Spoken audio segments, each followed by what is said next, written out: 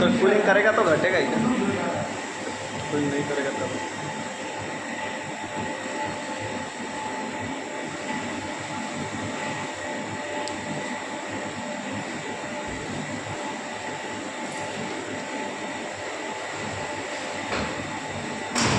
अभी और सिस्टम बंद है -10 में तो है